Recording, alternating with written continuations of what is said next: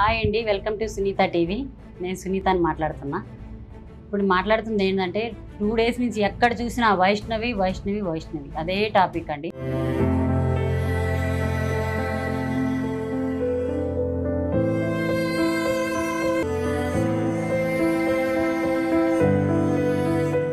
ఇన్ని మర్డర్లు జరుగుతున్నా కొంచెం మనకు కూడా మన చట్టాల్లో ఇక్కడ అవేర్నెస్ తీసుకురావాలండి.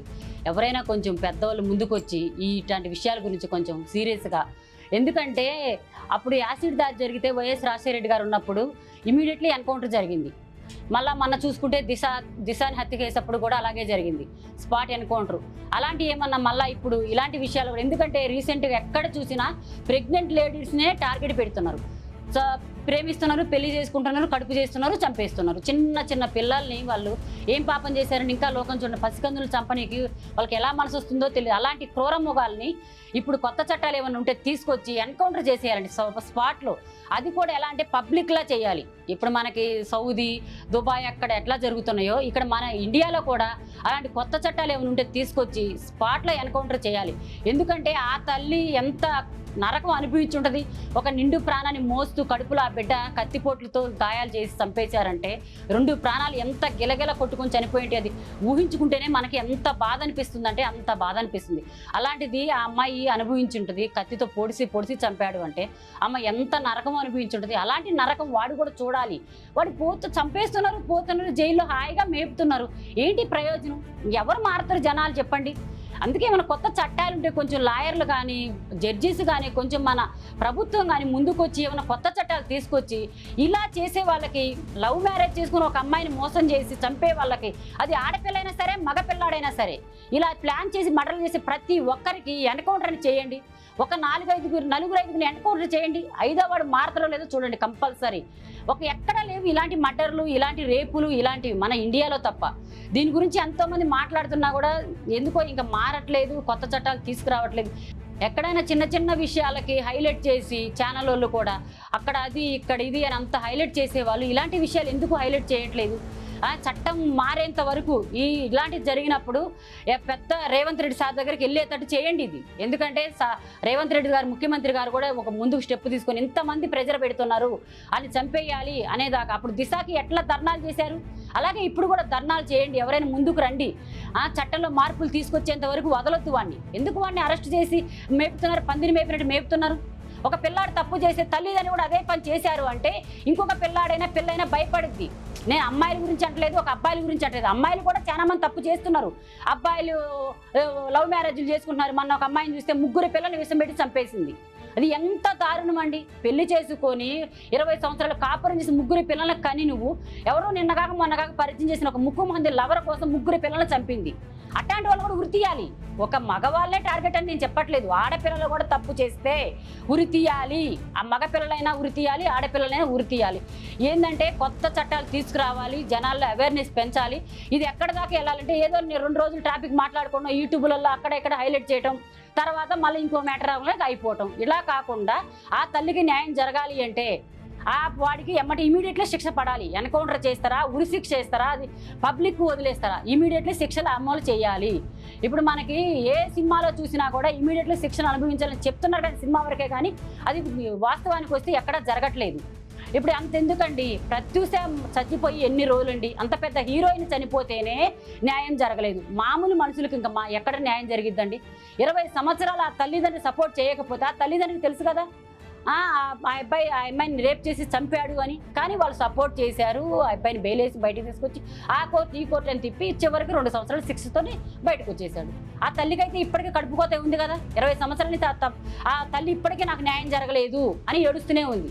ప్రతి ఒక్క తల్లిదండ్రి ఇంట్లో ఒక స్ట్రిక్ట్ రూల్స్ పెట్టాలి.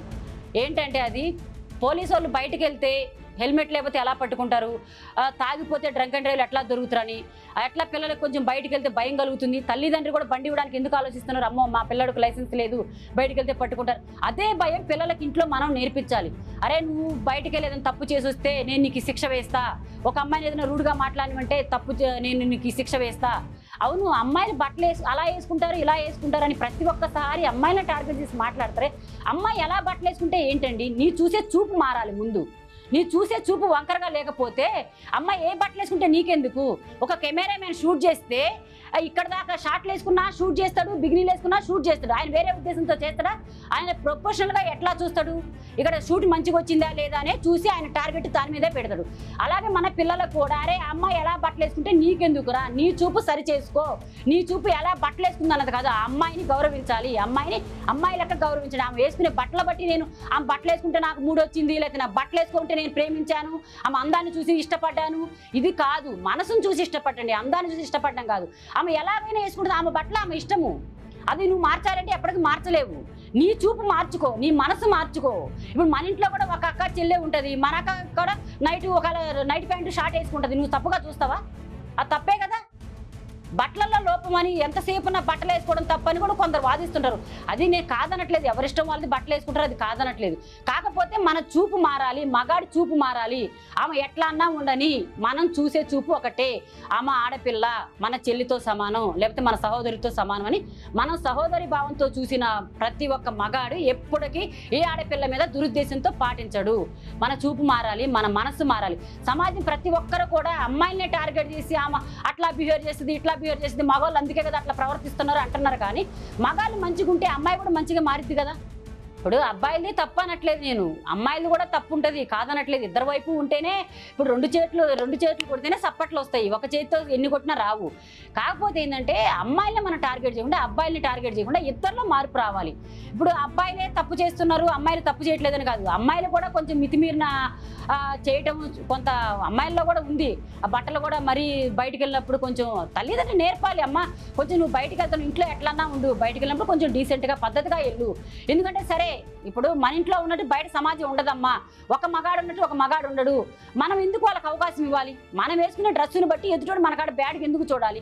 అదే మనం కరెక్ట్ ఉంటే ఎదుటోడు మన దగ్గరికి రాడు కదా అని మనం కూడా, అమ్మాయిలు కూడా కొంచెం మారాలి. అబ్బాయిలు మారాలి, అమ్మాయిలు మారాలి, ఇద్దరు మారాలి. ఒకరే కాదు, ఇద్దరికి చెప్తున్నా నేను. ఇది మన ఒంట్లోనే షుగర్ ఉందండి, మనకు ఒక షుగర్ ఉంది, మన కాలికి పుండైంది లేదా ఒక చెయ్యికి పుండైంది, డాక్టర్ దగ్గరికి వెళ్తాం. అమ్మ షుగర్ నీకు బాగా ముదిరిపోయింది, కాలు పుండు ఎక్కువ రోజులు పెట్టుకోవడం వల్ల నీ కాలు డ్యామేజ్ అయిపోయింది, తీసేయాలి అంటారు. అప్పుడు ఏం చేస్తాం మనం? మన ఒంట్లోనే కాలు కదా, అయ్యో నా కాలు తీసేస్తే నేను ఎలా నడుస్తాను, నా కాలు లేకపోతే నా పరిస్థితి ఏందని అనుకుంటావా? లేకపోతే ఆ కాలు పోతే పోయింది, మిగతా పార్ట్స్ అన్ని నాకు ఓకే కదా, నేను వాడితే నేను బతకగలను కదా అని కాలు తీసేసుకుంటావా? అలాగే మన పిల్లలు కూడా ఇవాళ తాగిండు కదా అని లైట్ తీసుకోవచ్చు, రేపు పొద్దున్న సిగరెట్ తీసిండు కదా అని లైట్ చేసుకోవచ్చు, రేపు పొద్దున్న లేట్గా వచ్చిందని లైట్ తీసుకోవద్దు. ఇలాంటి చిన్న చిన్న తప్పులు చేసినప్పుడు ఇప్పుడు మన కాలు ఎలాగైతే చిన్న పుండు వచ్చినప్పుడు మనం చూయించుకోకుండా పెద్దదాకా ముద్ర పెట్టుకున్నామో అట్లాగే మన పిల్లలు కూడా చిన్న చిన్న తప్పులు చేసినప్పుడు గద్దించకుండా మనం లైట్ తీసుకుంటే అదే చిన్న తప్పులు రేపు పెద్దగా అవుతాయి. అందుకు కాబట్టి ఏదైనా చిన్న తప్పు చేసుకున్నప్పుడే బాబుని మనం కంట్రోల్లో పెట్టాలి, పనిష్మెంట్లు ఇవ్వాలి. అది అమ్మాయి అయినా సరే అబ్బాయి అయినా సరే. అమ్మాయిలు కూడా ఉన్నారు, మొగుడిని చంపిన వాళ్ళు ఎంతమంది లేరు, వాళ్ళకు కూడా న్యాయం జరగాలి. అలా ఓన్లీ నేను జెంట్స్నే అనట్లేదు, లేడీస్ కూడా ఉన్నారు, ఇద్దరు ఉన్నారు. అందుకని సమాజంలో మార్పు రావాలి, కొంచెం కొత్త చట్టాలు తీసుకురావాలి. ఎవరైనా కొంచెం ముందుకొచ్చి కొంచెం ఇది నేను అనుకున్నా, నేను ఒక సామాన్యురాలని, నేను మాట్లాడితే ఎవరు వింటారు అని అనుకున్నా. కానీ నేను తర్వాత ఏమనుకున్నా అంటే అరే పెద్దోళ్ళే బయటకు వచ్చి మాట్లాడాల్సిన పనులు లేదు కదా. మనకి బాధ కలిగింది, ఒక అమ్మాయి మన ఇంట్లో పెట్టలాంటిది ఒక అమ్మాయి, పాపం ఆ అమ్మాయిని అంత దారుణంగా చంపేశాడు, మనకెంత బాధ కలిగింది. అలాగే మనం ఎందుకు మాట్లాడకూడదు అని నా మనసుకు అనిపించి నేను ఇవాళ మాట్లాడడానికి వచ్చాను. అలాగే మీరందరూ కూడా మాట్లాడి ఈ విషయం గురించి వాడికి ఉరిశిక్ష పడేదాకా వదలకుండా వాడిని ధర్నాలు చేసి వాడిని ఉరిశిక్ష వేయాలి, ఎన్కౌంటర్ చేయాలి అని ధర్నాలు చేయండి. ఆ తల్లికి న్యాయం జరిగేలాగా చూడాలి, మనందరం పోరాడదాం.